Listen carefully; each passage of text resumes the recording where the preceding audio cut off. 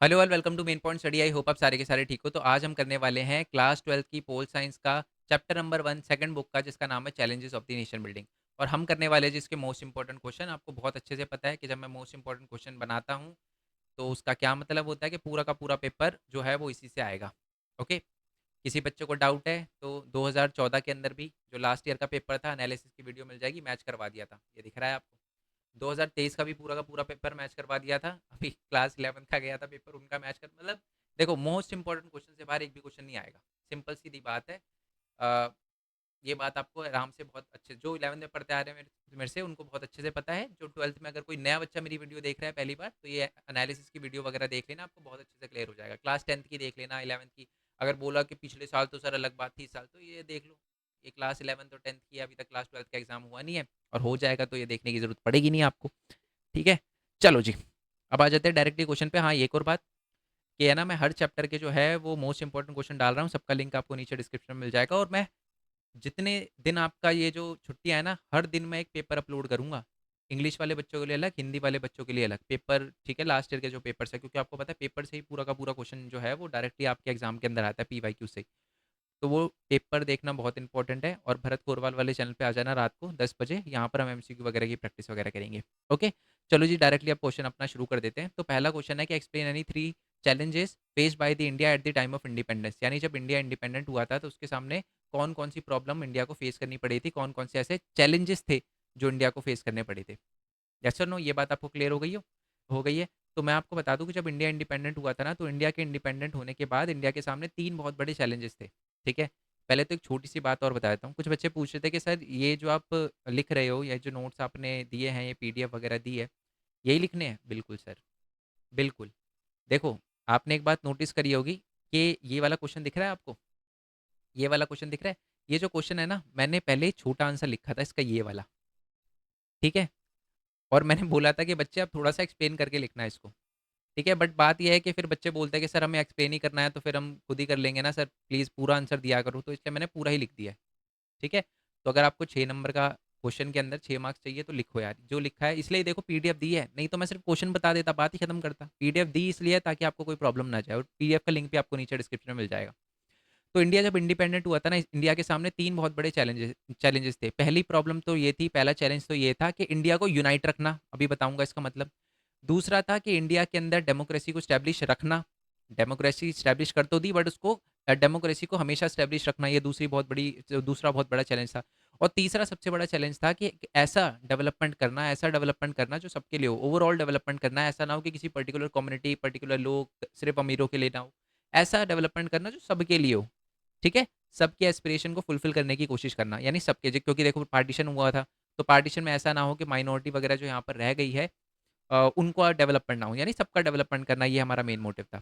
I hope ये बात आपको क्लियर हो गई हो। तो अब पढ़ना शुरू कर देते हैं कि जो फर्स्ट और इमीडिएट चैलेंज था वो तो यही था कि इंडिया को यूनाइट रखना। ठीक है। क्योंकि इंडिया में बहुत ज़्यादा बड़ी डाइवर्सिटी, आपको पता ही है। इंडिया है ना, साइज के अंदर एक जो कॉन्टिनेंट के साइज का है, कॉन्टिनेंटल साइज है उसका, और डाइवर्सिटी बहुत है। लैंग्वेज के बेस पे, है ना, कल्चर के बेस पे, रिलीजन के बेस पे। और सबसे बड़ा डर इंडिया के अंदर यही था जब हम इंडिपेंडेंट हुए थे, कि ये इतनी डाइवर्सिटी वाला कंट्री का देश है ना, एक साथ could not remain together for a long. ठीक है। तो सबसे पहला हमारा मेन गोल तो यही था कि इंडिया को यूनाइट रखना। दूसरा मेन गोल क्या था कि इंडिया के अंदर एक रिप्रेजेंटेटिव डेमोक्रेसी स्टैब्लिश करना, जो कि पार्लियामेंट्री फॉर्म ऑफ गवर्नमेंट से, मतलब parliamentary form of government establish करना और डेमोक्रेसी स्टैब्लिश करना। ठीक है। और तीसरा, और पॉलिटिकल कंपटीशन, ऐसा ना हो कि एक ही पार्टी हो, बहुत सारी पॉलिटिकल पार्टी वगैरह इलेक्शन लड़े, ऐसा सिस्टम वगैरह क्रिएट करना। ठीक है। और democratic constitution is necessary but not sufficient for the establishing of democracy. यानी सिर्फ ऐसा नहीं है कि डेमोक्रेसी बोल दिया तो आनी चाहिए, नहीं, डेमोक्रेसी के जो मेन पिलर्स होते हैं, जो क्राइटेरिया होता है, उनको भी फुलफिल करना जो था वो हमारा मेन चैलेंज था। ठीक है। कि सब कुछ जो है वो कुछ कंट्री ऐसी होती है जो बोलती तो हम डेमोक्रेटिक है, बट वो होती नहीं है। तो ऐसा इंडिया में नहीं होने देना, ये दूसरा बड़ा चैलेंज था। ठीक है। जैसे कि पाकिस्तान ने भी बोला था स्टार्टिंग में कि हम डेमोक्रेसी रहेंगे, बट आगे चल के आपको पता है वहाँ पर मिलिट्री रूल आ गया था, क्योंकि डेमोक्रेसी अच्छे से काम नहीं कर रही थी। तो ऐसा इंडिया में नहीं होने देना, ये दूसरा बड़ा चैलेंज था। तीसरा चैलेंज क्या था कि एक ऐसा डेवलपमेंट करना जो एंटायर सोसाइटी के लिए हो। ठीक है। कुछ सेक्शन ऑफ द सोसाइटी के लिए ना हो, सबके लिए हो। ठीक है। चाहे वो कल्चर के बेस पे हो, चाहे रिलीजन के बेस पे हो, चाहे जो भी डिसएडवांटेज ग्रुप है, उन सब के वेलफेयर के लिए भी काम करना, उनको भी आगे लेकर जाना। ठीक है। उनको भी जो है वो इक्वल रिप्रेजेंटेशन वगैरह देना इकोनॉमिक फील्ड में।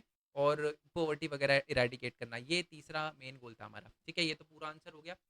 अगर आपको इतने बड़े आंसर जो है वो 6, वैसे तो यार 6 नंबर का ही आएगा, तो मेरे हिसाब से तो यही लिखना चाहिए आपको, बहुत ईजी लैंग्वेज में लिखा है मैंने। बाकी आप चाहो तो ये भी लिख सकते हो, बात वही है। नेक्स्ट वाले क्वेश्चन पे आते हैं। Write a short note on Sardar Vallabh bhai Patel in merger of the princely state in the union of India, यानी इंडियन यूनियन।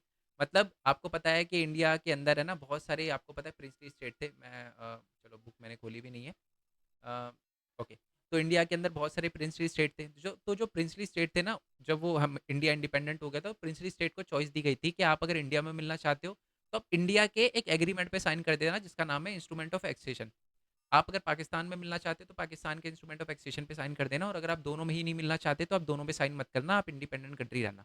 ठीक है, तो अब अगर मान लो, मैं आपको बताता हूँ, अगर सरदार वल्लभ भाई पटेल किसी भी प्रिंसली स्टेट को मिलाने नहीं चाहते ना, तो पता है क्या हाल होता। आज हमें गुजरात से लेकर बंगाल तक 8 वीज़ा लेना पड़ते। 8 अलग अलग प्रिंसली स्टेट से होकर गुजरना पड़ता और उन सबसे वीज़ा की परमिशन लेनी पड़ती जाने के लिए। ठीक है, तो ये एक बहुत बड़ी प्रॉब्लम थी, और इसी प्रॉब्लम को सॉल्व किया था सरदार वल्लभ भाई पटेल ने, और उन्होंने ही प्रिंसली स्टेट को मनवाया था। ठीक है, इंडिया के अंदर मिलने में, और इसलिए उनको आयरन मैन ऑफ इंडिया बोला जाता है। बहुत बहुत इंपॉर्टेंट रोल था इनका। ओके, और इसी वजह से गुजरात के अंदर जो है वो इनकी स्टैचू वगैरह भी लगाई गई है। पूरे वर्ल्ड की सबसे बड़ी स्टैचू है वो। आई होप ये बात आपको क्लियर हो गई हो। अब आंसर जो है वो करना शुरू करते हैं। जस्ट बिफोर द इंडिपेंडेंस, आपको पता ही है इंडिपेंडेंस से पहले जो है वो ब्रिटिश ने जो है ये बोला था कि इंडिया की जो भी वो है ना स्टेट है, प्रिंसली स्टेट, उनको चॉइस दी जाएगी कि या तो वो इंडिया में मिल जाए या तो पाकिस्तान में मिल जाए, या वो अलग कंट्री बना ले। ठीक है, और ये पूरी की पूरी 565 से ज़्यादा प्रिंस स्टेट सब पे जो है वो लागू होता था। और ब्रिटिश ने आपको बता ही दिया, मैंने चॉइस वगैरह दी थी। और इन सबको मिलाने में सबसे बड़ा रोल जो है वो सरदार वल्लभ भाई पटेल का है। कैसे? सरदार वल्लभ भाई पटेल पहले थे कौन वो देख लो। सरदार वल्लभ भाई पटेल जो थे वो हमारे डिप्यूटी पीएम थे, और साथ में होम मिनिस्टर भी थे, और इंडिपेंडेंस के बाद उन्होंने बहुत इंपॉर्टेंट रोल निभाया था। इन्होंने सबसे ज़्यादा हिस्टोरिक रोल निभाया था negotiating with the ruler of princely state. Princely state से मिलकर बातचीत करके डिप्लोमेटिक तरीका अपनाकर जैसी भी मर्जी प्रिंसली स्टेट को मिलवाया था उन्होंने। और ये काम आज तो बड़ा आसान लगता है, बट एक्चुअल में ये बहुत ही कॉम्प्लिकेटेड था, और इसके लिए बहुत अच्छी स्किल चाहिए थी परसुएट करने के लिए, उनको मनाने के लिए। ठीक है, और उस समय की अगर बात करें तो 26 जो है हमारे उड़ीसा के अंदर 26 प्रिंसली स्टेट थी। और अगर मैं आपके उसकी बात करूँ, सौराष्ट्र यानी गुजरात वाला, महाराष्ट्र वाला एरिया, उसमें 14 बड़ी और 119 छोटी छोटी प्रिंसली स्टेट थी। तो इतनी सारी प्रिंसली स्टेट को मिलाया था इन्होंने, इसलिए इनको बहुत ही ज़्यादा, आप कह सकते हो, प्रेस किया जाता है, और आयरन मैन ऑफ इंडिया बोला जाता है। ओके, नेक्स्ट है, और मैं आपको बता दूं इस चक्कर में जो है वो मोहम्मद अली भी जो है हमारे सरदार वल्लभ भाई पटेल से चिढ़ता था कि भाई ये बंदा क्यों आ रहा है, ये क्यों मिला रहा है, मिल ले तो भाई खुद ही निर्णय लेने दो तो प्रिंसली स्टेट को, आप क्यों जा रहे हो उनके पास, ये वगैरह। ठीक है, नेक्स्ट क्वेश्चन पे आते हैं कि what was the state reorganisation commission and what were important recommendation. सबसे पहले तो स्टेट रीऑर्गेनाइजेशन कमीशन क्या था ये सुन लो। ठीक है, एमसीक्यू से रिलेटेड में मैंने बोला था सारी चीज़ें कवर, वैसे तो एमसीक्यू की क्लास में लूंगा 10 बजे, बट फिर भी मैं बता रहा हूँ, ध्यान से सुनना। 1920 के अंदर है ना कांग्रेस का एक कॉन्फ्रेंस हुई थी। कहाँ पर हुई थी? कांग्रेस की कॉन्फ्रेंस हुई थी नागपुर के अंदर। नागपुर के अंदर कांग्रेस की, महाराष्ट्र में पड़ता है नागपुर में, वो हुआ था, कांग्रेस का कॉन्फ्रेंस हुई थी, जिसमें ना कांग्रेस के जो बड़े बड़े नेता थे उन्होंने छोटे नेताओं को, कांग्रेस के रीजनल नेताओं को बोला, या बाकी नेताओं को बोला कि आप है ना इंडिपेंडेंस का जो मूवमेंट चल रहा है ना उसमें हमारा उनमें हमारा, आप कह सकते हो कि साथ दो। छोटे छोटे नेताओं ने बोला जी बिल्कुल देंगे, बट हमारी एक शर्त है। इंडिपेंडेंट जैसे ही हम हो जाओगे ना, जैसे हम इंडिपेंडेंट हो जाएंगे, अगर हमारी ये जो आपको हम सपोर्ट करेंगे, अगर ये सफल हो जाता है तो आप हमारी एक हेल्प करना। कहते जी क्या? हमारी एक डिमांड है कि आप है ना हमें लैंग्वेज के बेसिस पे स्टेट बनाकर देना, क्योंकि ब्रिटिश ने जो है वो अपने तरीके से कर रखा है पूरा महाराष्ट्र को और गुजरात को, उन्होंने पूरा एक ही इलाके में कर दिया, यूपी वगैरह कुछ नहीं है, पंजाब हरियाणा कुछ नहीं है, तो हमें आप लैंग्वेज के बेसिस पे स्टेट बना के देना। उस समय तो कांग्रेस ने बोल दिया ठीक है। पर उसके बाद क्या हुआ, 1947 में इंडिया हो जाता है इंडिपेंडेंट। इंडिपेंडेंट हो जाता है ना, उसके बाद आ जाते हैं सारे नेता कि लाओ जी हमें लैंग्वेज के बेस पे स्टेट बना के दो, हमारा गुजरात, हमारा महाराष्ट्र, हमारा पंजाब, हमारा हरियाणा, यूपी, ये सारे के सारे बना के दो। अब कांग्रेस की जो बड़ी लीडरशिप है वो मुकर जाती है बात से। वो बोलते देखो, अभी अभी जो है वो इंडिया इंडिपेंडेंट हुआ है, और अभी हमें लग रहा है कि अगर हमने स्टेट बना के दे दिया ना आपको तो बड़ी दिक्कत हो जाएगी, क्या पता एक अलग कंट्री बनाने पे उतर जाओ आप, तो कंट्री टूट सकती है, तो अभी तो नहीं करेंगे। और इसी चक्कर में हमारे एक पर्सन थे जिनका नाम था पोटी श्री रामुलू। ठीक है, इन्होंने बोला कि नहीं भाई मेरे को तो लैंग्वेज के बेसिस, और ये कांग्रेस के ही थे, लैंग्वेज के बेसिस से स्टेट बना के दो, और उस स्टेट का नाम होगा आंध्र प्रदेश। मद्रास से अलग करके मेरे को एक लैंग्वेज के बेसिस पे तेलुगु लैंग्वेज के लिए एक विशाल आंध्र करके मूवमेंट चलाया था। 54 दिन तक वो भूखे रहे थे, उसके बाद उनकी डेथ हो गई थी, और इसके बाद दंगे शुरू हो गए, और जवाहरलाल नेहरू आते हैं और उनको लगता है यार अब तो कुछ ना कुछ करना पड़ेगा। 1952 में उन्होंने पहला एक लैंग्वेज के बेसिस पे स्टेट बना कर दिया, दैट इज आंध्र प्रदेश। ठीक है, फिर बाकी भी आ गए, गुजरात वाले भी आ गए, महाराष्ट्र वाले, क्या भाई हमारा भी बना के दो, एक बना दिया तो फिर है ना, जवाहरलाल नेहरू को समझ आया यार ये तो मैंने गलत पंगा ले लिया, और इसी वजह से उन्होंने कहा चलो ठीक है, एक काम करते हैं, मैं एक कमीशन बनाता हूँ जिसका नाम होगा स्टेट रीऑर्गेनाइजेशन कमीशन। 1953 में उन्होंने बनाई, बिल्कुल एक साल बाद क्या मैं बता दूं, 1950 दिसंबर में बनाया गया था आंध्र प्रदेश। तो कुछ ही महीनों बाद उन्होंने कमीशन बनाई जिसका नाम था स्टेट रीऑर्गेनाइजेशन कमीशन। और ये जो है वो फैजल अली जो है थे सुप्रीम कोर्ट के फॉर्मर जज थे, उनके अंडर बनाई गई। और उनको बोला गया कि आप है ना चेक करके बताओ, आपको चेक करके बताना है कि लैंग्वेज के बेसिस पे स्टेट बनना चाहिए या नहीं बनना चाहिए। देखो मैं दोबारा से बता रहा हूँ, एग्जाम में पक्का गलती करके आओगे आप, और ये हर साल बच्चे करते हैं, मैं हर साल बताता हूँ फिर भी करते हैं। इसका काम लैंग्वेज के बेसिस पे, स्टेट रीऑर्गेनाइजेशन कमीशन का काम लैंग्वेज के बेसिस पे स्टेट बनाना नहीं था, ये चेक करना था कि लैंग्वेज के बेसिस पे स्टेट बनाना चाहिए या नहीं बनाना चाहिए। 1955 में उन्होंने अपनी रिपोर्ट पेश करी, ठीक है। और उसी इस रिपोर्ट के आधार पर 1956 में एक एक्ट जो है वो लाया जाता है जिसको कहते हैं स्टेट रीऑर्गेनाइजेशन एक्ट, जिसमें बोला गया कि लैंग्वेज के बेसिस पे स्टेट बनाना चाहिए, और उसी के तहत जो है इंडिया के अंदर 14 स्टेट और 6 यूनियन टेरिटरी बनाई गई। ओके जी, क्लियर हो गया, कोई दिक्कत नहीं है। चलो अब आ जाते हैं नेक्स्ट वाले क्वेश्चन पे। एक्सेशन ऑफ इंस्ट्रूमेंट, ये बात मैं आपको पहले ही बता चुका हूँ। एक्सेशन ऑफ इंस्ट्रूमेंट है ना, एक डॉक्यूमेंट था, ठीक है। ये बेसिकली ये बताता था प्रिंसली स्टेट को, ये मतलब ये जो है वो प्रिंसली स्टेट के लिए बनाया गया था, जिसमें उनको ये बोला गया था कि आप अगर instrument of accession of India पे साइन करते तो आप इंडिया में मिल जाओगे, पाकिस्तान में करते तो पाकिस्तान में मिल जाओगे। तो वही, और इस एक्सेशन ऑफ इंस्ट्रूमेंट को सबसे पहले 1935 में बनाया गया था, और 47 में इसका पहली बार यूज किया गया था। चलो मैं पढ़ देता हूँ। The instrument of accession was the legal document first introduce by the government of India act 1935, अभी अभी बताया, और use in 1947, enable each of the rural of the princely state under the British paramountry हाँ paramount paramount लिख देना paramountry to join the one of the new dominion of the India और पाकिस्तान, और create a party created by the partition of British India। मतलब ये है कि ये जो है वो जो प्रिंसली स्टेट को पावर देता था कि यहाँ तो आप इंडिया में मिलना चाहते हो तो इंडिया का एक्सेशन ऑफ इंस्ट्रूमेंट साइन कर दो, पाकिस्तान में मिलना चाहते हो तो पाकिस्तान के इंस्ट्रूमेंट ऑफ एक्सेशन पे साइन कर दो।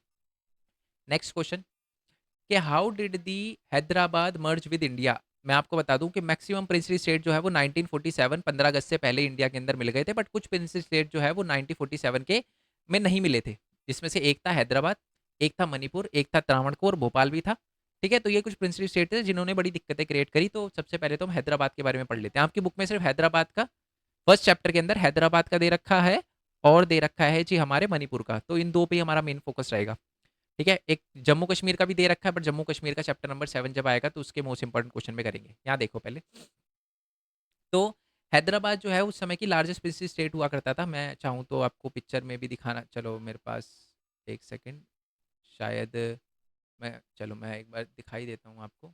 NCERT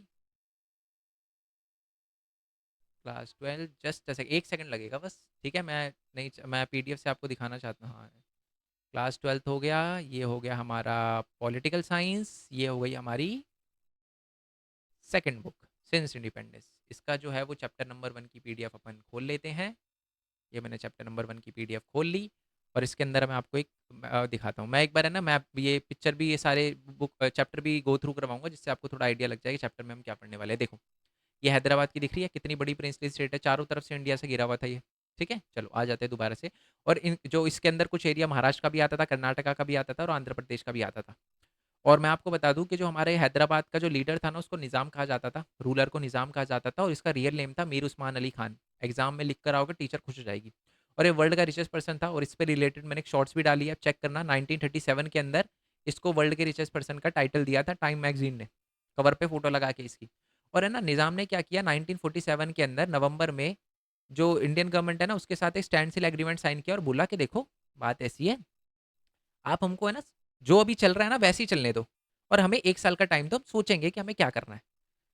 तो इंडियन गवर्नमेंट ने कहा ठीक है, हम रुकते हैं एक साल के लिए। हमने स्टैंड सिल एग्रीमेंट साइन किया, और इस बीच में जो है वो बातें चलती रहती थी इंडियन गवर्नमेंट के बीच में और इनके बीच में। बट उसी टाइम क्या हुआ कि हैदराबाद के अंदर जो कम्युनिस्ट थे और जो कांग्रेस थे, जो विमेन थी, पीजेंट थी, उन्होंने जो है वो निज़ाम के खिलाफ जो है प्रोटेस्ट करना शुरू कर दिया, क्योंकि निज़ाम बिल्कुल भी अच्छा नहीं था। मैं आपको बता दूं बहुत वॉयलेंट था, है ना, बहुत सारे उसके रूल्स और रेगुलेशन ढंग के नहीं थे।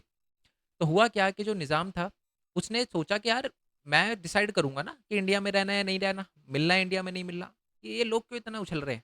इसने क्या करी, अपनी पैरामिलिट्री फोर्स भेजी जिसको बोला जाता था रजाकार्स, और इन लोगों ने जाके बहुत कम्युनल वायलेंस, ये बेसिकली कम्युनल ही थे, ठीक है? इन्होंने वो जो है बहुत ही ज़्यादा एट्रोसिटी वगैरह करी, ठीक है? और ख़ासकर उन्होंने टारगेट बनाया नॉन मुस्लिम को, रेप किया वुमेन्स का, है ना? मेम्ड, है ना? मतलब लूटा, टारगेट किया और भी बहुत सारी चीज़ें करी उन्होंने, पर्टिकुलरली नॉन मुस्लिम को जो है इन्होंने वो बनाया, टारगेट बनाया। ये बात पता चलती है भाई सरदार वल्लभ भाई पटेल। सरदार वल्लभ भाई पटेल कहते हैं ये कुछ ज़्यादा नहीं होगा इसका। इसने बोला था स्टैंड सिल एग्रीमेंट साइन करने दो, हमने करवा दिया स्टैंड सिल एग्रीमेंट साइन। तो ये बंदे को ये करने की क्या जरूरत थी? स्टैंड सिल एग्रीमेंट एक साल साल का था, लोग प्रोटेस्ट ही तो कर रहे थे, इसको घर पे मारने थोड़ा ना आ रहे थे, प्रोटेस्ट कर रहे थे, करने देते। आपने ऐसे कैसे कर दिया, रजाकार कैसे भेज दी? और इंडियन जो गवर्नमेंट है, सेंट्रल गवर्नमेंट जो हमारे सरदार वल्लभ भाई पटेल ने था कि भाई लपेट दो इसको। उसके बाद एक हमने ऑपरेशन पोलो चलाया, और ऑपरेशन पोलो चलाया और हम घुस गए हैदराबाद के अंदर, और हैदराबाद को 1948 में सितंबर में हमने इसको मजबूर कर दिया कि भाई अब आप एक सेशन ऑफ इंस्ट्रूमेंट पे साइन करो, सरेंडर कर दिया इसको। कुछ लोगों को ये स्टोरी जो है वो लग रहा होगा कि यार सर गलत हुआ निज़ाम के साथ। पहली बात तो अगर आप सोच रहे हो गलत हुआ, तो इसके दो मैं बताता हूँ। हमने कुछ ऐसी चीज़ ज़बरदस्ती उससे नहीं करी थी। मैं आपको बता दूँ, स्टार्टिंग में तो स्टैंसिल एग्रीमेंट साइन किया था ना, सारी बातें प्यार से चल रही थी, उसे नहीं करना चाहिए था लोगों के साथ ऐसा। पहली तो ये वजह हुई। दूसरी बात, जिस बंदे पे आप इतना वो कर रहे हो ना कि यार इसके साथ गलत हुआ, मैं बता दूँ, इसको प्रिवी पर्स दिया जाता था पूरे इंडिया के अंदर। हर राजा रजवाड़े को जब इंडिया में मिलाया गया था तो उनको पैसे दिए जाते थे, और ये बंदा सबसे ज़्यादा पैसे मिले थे इसको, हर साल मिलते थे, ठीक है? और आज भी इसकी फैमिली वगैरह जो भी बची हुई है वो भी बड़ी रिच है, तो इतना वो करने की ज़रूरत नहीं है, ठीक है जी? चलो, आगे आ जाते हैं। Merger of Manipur in Indian union. Indian union के अंदर मतलब मणिपुर को कैसे मिलाया गया? मणिपुर भी एक ऐसी प्रिंस स्टेट थी जिसने 1947 से पहले इंडिया में नहीं मिली थी। तो बात क्या थी कि जो मणिपुर के राजा थे, मैं पिक्चर दिखाता हूँ, बुक के अंदर दे रखी है, और ये आती है पिक्चर इसलिए, ये मीर उस्मान अली खान है, रिचेस्ट पर्सन, ये सरदार वल्लभ भाई पटेल। मतलब थोड़ा डरा डरा सा नहीं लग रहा है मतलब? चलो, जो भी है।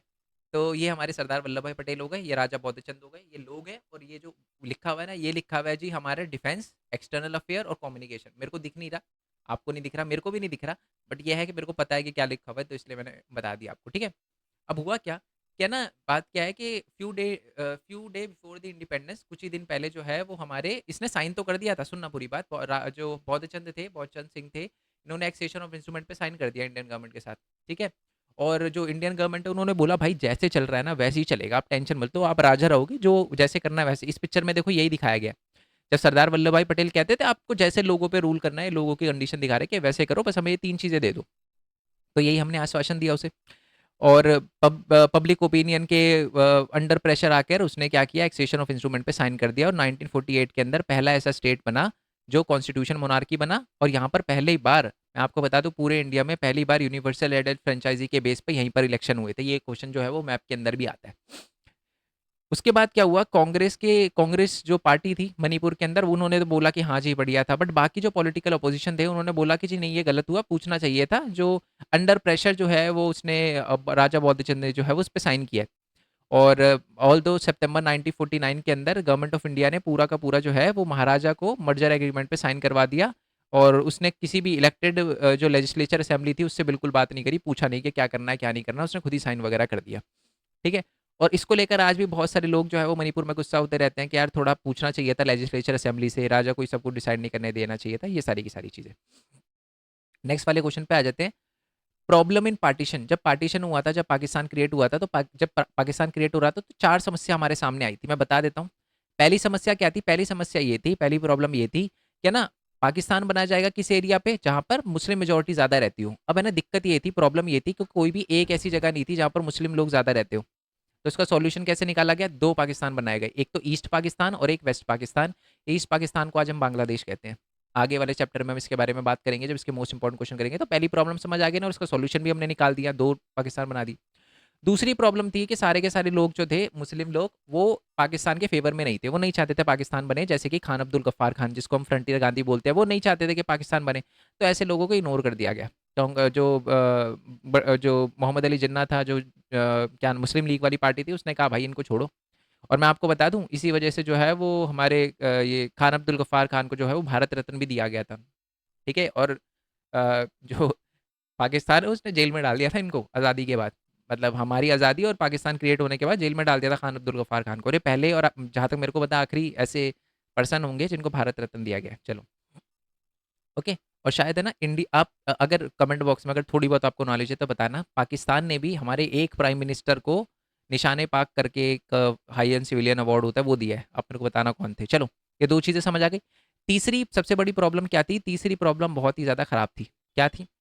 कि एक्चुअल में ये तो क्लियर हो गया तो कि हाँ, दो पाकिस्तान बनेंगे, बट अभी तक 15 अगस्त 1947 तक भी ये तय नहीं था कि वो जो मतलब क्लियर कंफर्म नहीं था कि जैसे देखो, दो पाकिस्तान बनेंगे, ईस्ट पाकिस्तान ये इंडिया है, west Pakistan east Pakistan. But ये वाले यहाँ के जो एरिया थे ना, यहाँ तक अभी तक हमें 15 अगस्त 1947 को हमें क्लियर नहीं था कि कौन सा गांव इंडिया के अंदर आएगा, कौन सा गांव पाकिस्तान के अंदर आएगा, और इस चीज़ का कभी सॉल्यूशन नहीं निकाला गया, और इसी वजह से बहुत बड़े लेवल पर वायलेंस हुआ, खून खराबा हुआ, खासकर पंजाब और बंगाल में, क्योंकि यही दो एरिया थे जो कि ईस्ट पाकिस्तान और वेस्ट पाकिस्तान से बाउंड्री लगती थी जिनकी। और चौथी प्रॉब्लम थी, वो थी जी प्रॉब्लम ऑफ माइनॉरिटी। दोनों तरफ माइनॉरिटी, 100% मुस्लिम को वहाँ भेजना और 100% नॉन मुस्लिम को वहाँ से बुलाना इम्पॉसिबल था। और ये भी एक बहुत बड़ी प्रॉब्लम थी कि जी माइनॉरिटी को कैसे जो है वो अरेंज वगैरह करना है।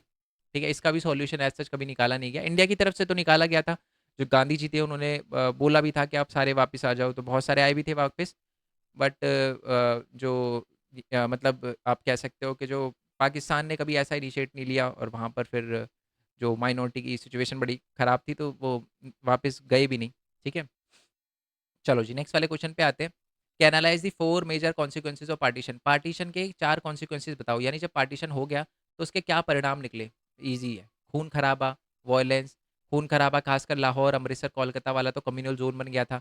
माइनॉरिटी की प्रॉब्लम आ गई, जो लोग एक जगह पर जिनका घर हुआ करता था, आज वो रिफ्यूजी कैंप में रहने लग गए, है ना। इन- बा- चलो मैं, ओके जी। तो 1947 के अंदर we are the people, when I say we are the people, our family also came from the Pakistan in 1947. Not me, well, दादाजी पर दादाजी ये है ना। तो बताते हैं वो कि we also live in refugee camp, और ठीक है चलो। तो ये तो समझ आ गया आपको, माइनॉरिटी की प्रॉब्लम वगैरह थी। और thousands of women were abducted on the both side and they were made to convert their religion, और जिस जो भी अबडक्टर था उनसे शादी करने के लिए फोर्स वगैरह किया गया था। और the partition led to the division of the property, liability, asset, administration, हर चीज़ का जो है वो बंटवारा हुआ। मैं आपको बता दूं, लाइब्रेरी में पड़ी जो चेयर है, टेबल है, उन तक का बंटवारा हुआ। ठीक है, इंस्ट्रूमेंट का बंटवारा हुआ, जो पुलिस बैंड के जो इंस्ट्रूमेंट होते थे ना, म्यूजिकल इंस्ट्रूमेंट, उनका भी बंटवारा हुआ। एम्प्लॉय ऑफ द गवर्नमेंट और रेलवे के एम्प्लॉय थे, उनका भी डिवीजन वगैरह हुआ। It led to the violent separation of the community who had hitherto. अभी हितरटो क्या होता है? हितरटो कहते हैं इसको, हियरटो वैसे कहते हैं, साइलेंट होता है बाकी, हियरटो कहते हैं। अब ये मतलब क्या होता है? इसका मतलब होता है जो लोग अभी तक टिल नाउ शांति से रह रहे थे, अब एक दूसरे के खून के दुश्मन बन चुके थे। 80 लाख से ज़्यादा लोगों ने माइग्रेट किया। दोनों साइड की एडमिनिस्ट्रेशन जो है वो बिल्कुल ही फेल्ड हो गई थी। खून खराबा, वायलेंस और भी बहुत सारी चीज़ें। ठीक है, लास्ट के दो क्वेश्चन रहते हैं। पहला क्वेश्चन ये है कि है ना, जब हमने इंडिया ने प्रिंसली स्टेट से बात करी ना, तो हमें तीन बातें समझ आई, तीन बातें है ना हमें जानने को मिली। पहली बात हमें ये जानने को मिली कि मैक्सिमम जो प्रिंसली स्टेट के लोग थे ना, वो इंडिया में मिलना चाहते थे। ये बात हमें ये चीज़ों से समझ आई। दूसरी बात हमें समझ आई कि इंडियन गवर्नमेंट भी जो थी वो बहुत प्रिपेयर्ड थी और बहुत ही फ्लेक्सिबल तरीका अपनाया। अगर कहीं पर हमें लगता था कि ये प्रिंसली स्टेट जो है उसको ये चीज़ चाहिए, तो हमने दे दी कि चलो ठीक है, बट आप मिल जाओ। जैसे कि केस अगर बात करें हम जम्मू कश्मीर के जो हरी सिंह थे, राजा थे, उन्होंने बोला कि जी मेरे को आर्टिकल 370 चाहिए, तो उनको दे दिया, ऑल्दो टेम्परेरी रखा, क्योंकि पता था आगे चल के ये जो है वो हमारे लिए दिक्कत क्रिएट हो सकती है।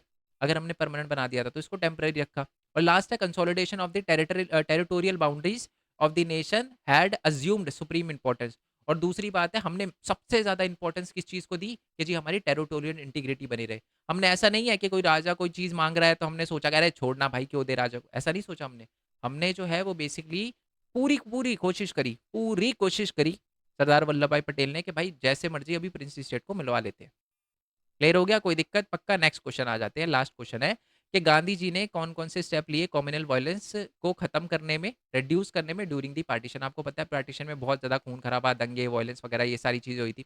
इसको खत्म करने में गांधी जी का क्या रोल था? पहली बात तो उन्होंने नॉन वायलेंस और जो पीस मार्चेस वगैरह निकाले थे, खासकर जो नोआ खाली वाला एरिया था बंगाल के अंदर, है ना, दिल्ली के अंदर अलग अलग पार्ट में जो प्रेयर मीटिंग वगैरह करवाई थी उन्होंने, गैदरिंग वगैरह, पीस गैदरिंग करवाई थी, वहाँ पर लोगों से अपील करते थे, अर्ज करते थे कि भाई जी कॉमनल हारमोनी आपको बनाए रखनी है, दंगे वगैरह नहीं करने, खून खराबा, वायलेंस वगैरह मत करो। पहली चीज़। दूसरी बात है कि वो फास्टिंग पे भी उतर गए थे, है ना? भूख हड़ताल पे उतर गए थे, अनशन पे कि जी मैं खाऊँगा नहीं, आप दंगे मत करो, ये मत करो, वो मत करो, है ना? तो in the fast of the Delhi 1948 effectively reduce the communal tension to ensure the safety of the minority. Minority की टेंशन के लिए उन्होंने फास्ट वगैरह भी रखा था। माइनॉरिटी की सेफ्टी की टेंशन को लेकर फास्ट वगैरह रखा था। तीसरा पॉइंट है डायरेक्ट इंटरवेंशन, मतलब जहाँ भी उन्हें लगता था कि यहाँ पर वायलेंस हो रहा है, वहीं पर पहुँच जाते थे और डायरेक्टली इंटरवेंशन किया कि जी मत करो, खून खराबा मत करो। और चौथी बात तो ये है कि अवॉइडेंस ऑफ द सेलिब्रेशन। 1947 में इंडिया इंडिपेंडेंट हुआ था तो बहुत सारे लोग सेलिब्रेट कर रहे थे, बट उन्होंने कोई भी सेलिब्रेशन में पार्ट नहीं लिया। इसके इंस्टेड उन्होंने फोकस अपना करा कि कैसे जो है वो ऑन गोइंग वायलेंस को काम किया जा सकता है। मतलब काम वो वाला काम नहीं, मतलब ये वाला काम, मतलब शांत किया जा सकता है। ओके। और महात्मा गांधी पूरे कमिटेड थे नॉन वायलेंस को लेकर और यूनिटी को लेकर, इसलिए उन्होंने बहुत अहम रोल निभाया था पीस और हारमनी कायम करने में।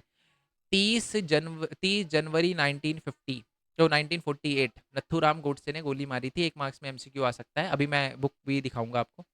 ठीक है। और ये वाला क्वेश्चन मैप के अंदर आता है कि आंध्र प्रदेश कब बनाया गया 1952 में, महाराष्ट्र और गुजरात कब बनाया गया 96 में, नागालैंड 1963 में। और ये याद होने चाहिए। जब रात को मैं एमसीक्यू करवाऊंगा ना दोस्त, और अगर ये याद नहीं हुआ है, मैं नाम नोट करूंगा और बैठ के ब्लॉक करूंगा। ठीक है। ऐसे मत करना भाई, याद होने चाहिए, मैं पहले बता रहा हूँ आपको, कोई इफेंट बट नहीं, याद होने चाहिए, मतलब होने ही चाहिए। ठीक है। आंध्र प्रदेश 1952, महाराष्ट्र और गुजरात 1960, नागालैंड 1963, पंजाब हरियाणा और हिमाचल जो है वो 1966 में बने, मेघालय 1972, मणिपुर त्रिपुरा 1972, मतलब ये तीनों के तीनों 1972 में बने, एमएमटी, है ना। और मिजोरम और अरुणाचल प्रदेश 1987 में, छत्तीसगढ़ उत्तराखंड और झारखंड ये 2000 में बने हैं, और सबसे न्यू स्टेट जो है वो हमारा तेलंगाना 2014 में बना है। यस और नो क्लियर, कोई दिक्कत, पक्का अच्छे से क्लियर हो गया। एक बार मैं बुक से गो थ्रू करवाना चाहता हूँ कि कोई चीज़ हमने छोड़ तो नहीं दी। अच्छा, एक छोटा सा क्वेश्चन भी आ जाता है कभी कभार 2 मार्क्स में, ये भी बता देता हूँ, सुन लो मेरी बात। कि जब इंडिया इंडिपेंडेंट हुआ था ना, तो ये तो पता ही है आपको, वैसे एमसीक्यू में करवाऊंगा, ट्रिस्ट विद डेस्टिनी जो जवाहरलाल नेहरू ने कॉन्स्टिट्यूएंट असेंबली में स्पीच वगैरह दी थी, है ना। ये तो पता ही है आपको। बट ये है कि जब इंडिया इंडिपेंडेंट हुआ था तो दो जो है वो हमने दो चीज़ों पर सबकी सहमति दी। पहली कि डेमोक्रेटिक सरकार रहेगी, और दूसरी कि सबके वेलफेयर के लिए काम करेगी। ये दो चीज़ थी। ठीक है। अब आ जाते हैं दोबारा से। ठीक है, तो ये तो पढ़ लिया हमने, ये हो गया, ये वो दे रखा है। और महात्मा गांधी ने ये बात बोली थी, tomorrow we shall be free from the slavery of the British nation, but midnight will be partition, tomorrow will be the day of rejoicing as the well of. अच्छा, मोरो मतलब बेसिकली उन्होंने बोला था कि ये जो है वो एक अच्छा दिन तो है, बट दिक्कत ये है कि कल जो है वो उदासी का दिवस भी होगा, कल सुबह का, क्योंकि खून खराबा हो रहा था। चलो। अच्छा, ये वाला क्वेश्चन आ जाता है कि वीट स्टैम्प किसने, ये स्टैम्प वगैरह दे रखे हैं इंडिपेंडेंस से रिलेटेड, ये इतना इंपॉर्टेंट नहीं है। ये फैज़ अहमद फैज़ है, इसने वो ये एक वो लिखी थी, है ना। उर्दू शायर था ये। लिखा उसने उर्दू में था, उसको इंग्लिश में ट्रांसलेट कर दिया गया। ठीक है। और the dawn of the freedom कभी कभार आ जाता है, फैज़ अहमद फैज़ ने बोली है, ये मोहम्मद अली जिन्ना है। मजे की बात क्या है, आज जो पाकिस्तान का, जैसे हर कंट्री का एक ऑफिशियल नाम होता है, इंडिया का क्या ऑफिशियल नेम है, रिपब्लिक ऑफ इंडिया। पाकिस्तान का क्या है, Islamic Republic of India. But 1947 में उसने बोला था, इसने बोला था कि जी डेमोक्रेसी रहेगी, है ना, सेकुलर रहेगा, बट रहा नहीं, है ना। अब आप खुद सोचो यार, बंदा जब बना ही रिलीजन के नाम पे कंट्री रहा है, तो वो सेकुलर कितनी दिन तक रहेगा। बस। ये प्रीतम, जो हमारे अमृता प्रीतम थी, इनका भी याद रखना। ठीक है। टुडे आई कॉल वारिशा, ये उसने वही बताई थी, वो याद रखना। ये जवाहरलाल नेहरू की स्पीच है। ओके। टू नेशन थ्योरी में आपको पहले ही पता। अच्छा, टू नेशन थ्योरी क्या होता है कि बाय डेफिनेशन जो है हिंदू मुस्लिम अलग होते हैं, उनका कल्चर अलग होता है। तो वो जो हमारा मुस्लिम लीग वाला लीडर है मोहम्मद अली जिन्ना, वो ये कहता था कि बाय डेफिनेशन ये दोनों के दोनों अलग होते हैं, और ये साथ में नहीं रह सकते, और इसलिए जो है वो एक अलग कंट्री बननी चाहिए मुस्लिम के लिए, जहाँ पर इस्लाम डोमिनेंट रिलीजन हो। That is two nation theory. और ये वही है, खून खराबे से रिलेटेड, ये साहत हसन मंटो ने बोला था खून खराबा हो रहा है, वॉयलेंस वगैरह हो रहा है, ये सारी की सारी चीज़ें। ठीक है। मतलब the remaining passenger were treated to the halwa fruit, मतलब कुछ को हलवा फ्रूट खिलाया जा रहा है और कुछ को स्लॉटर वगैरह करा जा रहा है ना। तो ये वाला था। ये गांधी जी की फ़ोटो है। ये रविंद्रनाथ टैगोर है हमारे, या रविंद्रनाथ ठाकुर, एक ही बात है। ये गर्म हवा, बेसिकली ये वही है, बेसिकली ये वो स्टोरी वगैरह बता रखी है पार्टीशन वगैरह में, बिजनेस वगैरह कैसे हुआ। ठीक है। और ये महात्मा गांधी जी, आपको पता है 15 अगस्त 1947 को आज़ाद हुए थे, अलग अलग जगह गए थे पीस करवाने के लिए, और एंड में जाके 30 जनवरी 1948 को इनको गोली मार दी गई थी। ये प्रिंसेस स्टेट में दिखा चुका हूँ, ये बढ़िया फोटो है, ये मेरे को बहुत अच्छी लगती है फोटो। ऐसे घबराए घबराए से लग रहे हैं ना ये। चलो, ये वाली फोटो भी मैं आपको बता चुका हूँ। हाँ, ये वाली देख लो यार, ये है जी 1953 में, इस पिक्चर का नाम याद रखना, स्ट्रगल फॉर सर्वाइवल। ये सारे आप देखो अलग-अलग जो एरिया हैं, इस पे लिखा है महागुजरात, तो ये अलग-अलग स्टेट बनाने के लिए, विशाल आंध्रा, ये लिखो विशाल आंध्रा, महागुजरात, तो ये अलग-अलग स्टेट बनाने के लिए जवाहरलाल नेहरू के आस-पास गिर गए और इसी का सॉल्यूशन निकाला गया, प्रिंसली वो स्टेट रीऑर्गेनाइजेशन कमीशन बनाई गई। ये पिक्चर क्या दिखा रखी है, इसका नाम है causing to the genie bag, मतलब इसका मतलब ये है, इस पिक्चर में क्या दिखाया गया है कि हमने इतनी, बहुत सारे लोगों को लग रहा था एसआरसी बना तो दिया गया, इसका कोई फायदा होगा नहीं, बट एक्चुअल में एसआरसी की वजह से इतनी बड़ी प्रॉब्लम, एक छोटे से जो है वो एसआरसी एक कमीशन की वजह से जो है वो सॉल्व हो गई, नहीं तो दंगे हो सकते थे बहुत ज़्यादा। तो आई होप ये बात आपको क्लियर हो गई हो। बाकी ये वाला तो मैं आपको इसी के अंदर बता चुका हूँ, मैंने सारे के सारे स्टेट के नाम ये बता रखे थे, वो जो है वो एक साथ दिख दिए। आई होप ये बात आपको बहुत अच्छे से क्लियर हो गई हो। पीडीएफ का लिंक आपको नीचे डिस्क्रिप्शन में दे रखा है, शाम को मिलेंगे लाइव, एमसीक्यू वगैरह की प्रैक्टिस करेंगे और एक मार्क्स भी चैप्टर से नहीं छोड़ेंगे। ठीक है, मिलते हैं नेक्स्ट वीडियो में। जय हिंद, जय भारत, वंदे मातरम। Thanks for your support. Bye bye.